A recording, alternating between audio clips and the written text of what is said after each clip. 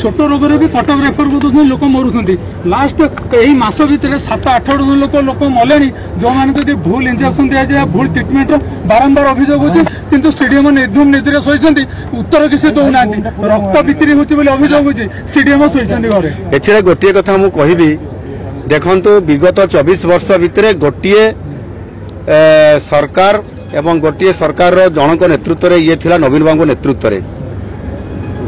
24 वर्ष सरकार जदि एभली एक आज स्वास्थ्य विभाग अवस्था को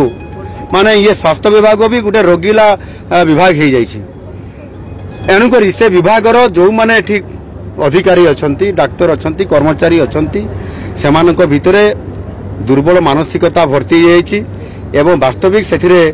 ठीक भाव में लोक सेवा देवाई ताहार योजना अभाव थिला इच्छा शक्ति कम थिला एणु से मेंटालिटी एबे भी अच्छी आम सरकार आसबार मात्र ये 100 दिन एबे होउची एणु ताकू आमे रिव्यू करूचु रेक्टिफाई करिया पई हमर योजना अच्छी सुनिश्चित भाव में एथिरे जे